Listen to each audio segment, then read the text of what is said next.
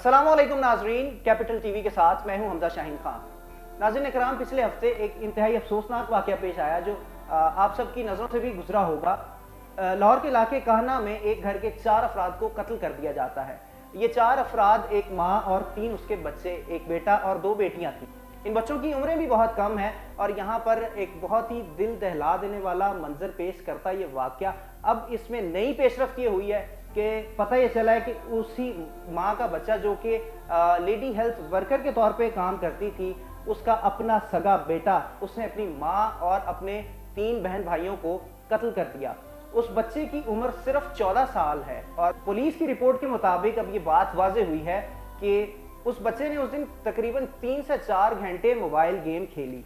उस mobile game में जो उसे टारगेट्स मिले, जो उसे मिशन मिले, वो उन्हें पूरा करने की कोशिश तो करता रहा लेकिन नाकाम रहा। और इसी असना में उस बच्चे ने फ्रस्ट्रेट होकर असल जिंदगी को ही वीडियो गेम समझ बैठा और वो ये सोचता रहा कि शायद अगर मैं अपने घर वालों को या किसी को आम जिंदगी में भी मार दूंगा तो वीडियो गेम की तरह ये भी कुछ देर में उठ खड़े होंगे। ये बात इस कदर खौफनाक है कि बयान करते हुए भी खौफ तारी होता है।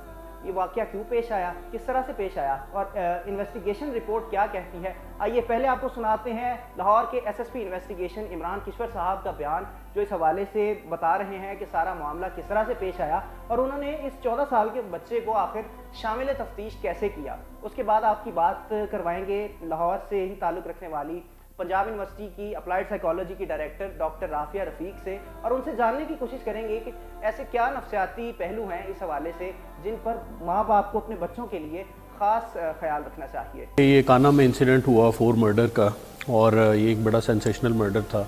इसमें हमने बहुत साइंटिफिक बेसिस पे इसकी तफ्तीश का आगाज़ किया और एक एक पहलू को हमने देखा। इसमें क्राइम सीन की जो हमारी फ़ोटोग्राफ़ी है, पीएफएस ने सैंपल्स कलेक्ट किए। हमारा शुरू में ये एक पॉसिबिलिटी थी कि वो सर्वाइवर भी एक सस्पेक्ट हो सकता है, लेकिन फिर चूँकि हमें साइंटिफिक बेसिस पे एविडेंस कलेक्ट करके आगे चलना था तो आहिस्ता आहिस्ता फिर ये इस केस में जब हमने तमाम एविडेंसेस देखे तो वो इसी बच्चे की तरफ इशारा कर रहे थे। तो जब हमने इसको इंटेरोगेट करना शुरू किया और इसको सवालात पूछने शुरू किए तो इसकी कॉन्ट्राडिक्शंस सामने आई हमारे। पबजी में मेरा ख्याल है वो शिकस्त हुई या डिफीट हुई और उसको इसने अपने बहुत मुसल्लत कर लिया अपने ऊपर और इसको मालूम था कि एक पिस्टल जो है वो वालदा की पिस्टल जो घर में मौजूद है वो भी अनलाइसेंस पिस्टल है, वो इसने इस्तेमाल की रात को अपनी जब वालदा सो गई 2-2:30 बजे के अराउंड। तो पहले सबसे इसने गद्दी रख के ऊपर जैसे उसकी ताकि साउंड कम आए वो पहले वालदा को हिट किया। उसके बाद उसकी आवाज़ से जब इसकी बहन उठी तो उसके बाद उसको हिट किया और फिर तीसरी बहन को सोते हुए इसने कत्ल किया। उसके बाद फिर इसका भाई जो दूसरे कमरे में था वो आवाज़ सुन के बाहर आया तो उस दौरान में उसको इसने अटैक किया और उसको भी कत्ल कर दिया।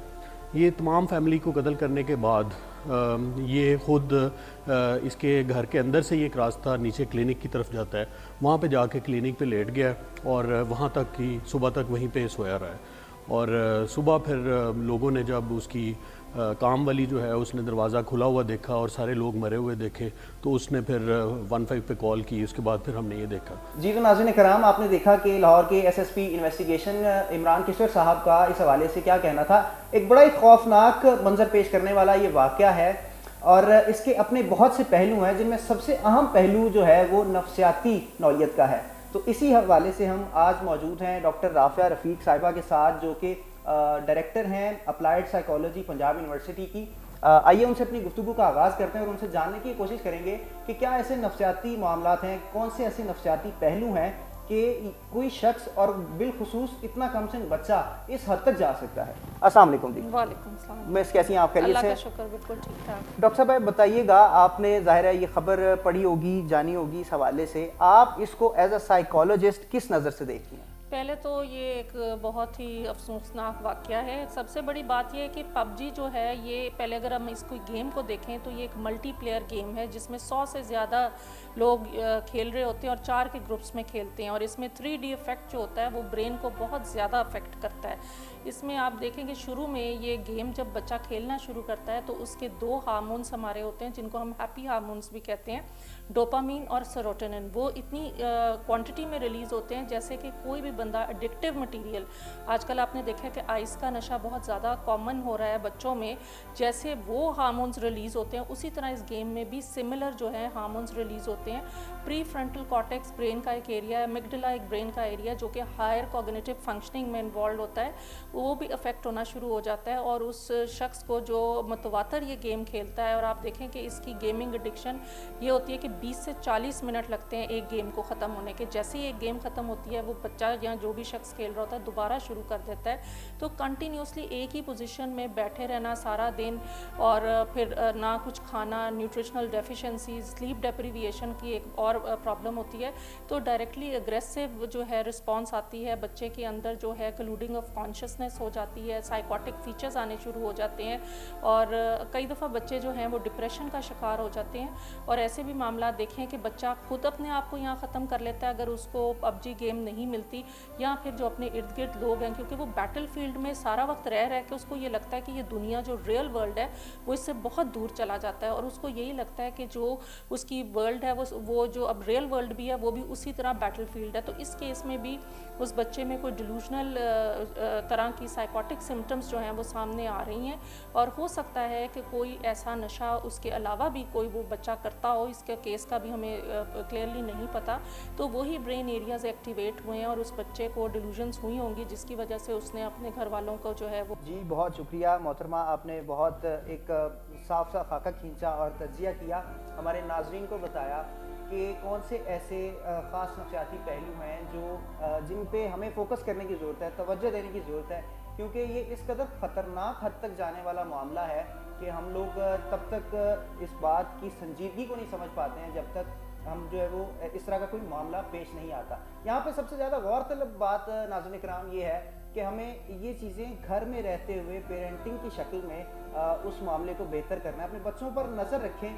آج کی اس ویڈیو میں سب سے زیادہ اہم پیغام یہی ہوگا کہ بچوں پر نظر رکھیں, اور ان کی جو بھی آپ انہیں موبائل گیجٹس وغیرہ دے رہے ہیں ان میں آپ کو پتہ ہونا چاہیے کہ آپ کا بچہ کیا کر رہا ہے, کس وقت کر رہا ہے, اور کس فریکوینسی کے ساتھ, یعنی کتنی زیادہ تعداد میں کر رہا ہے.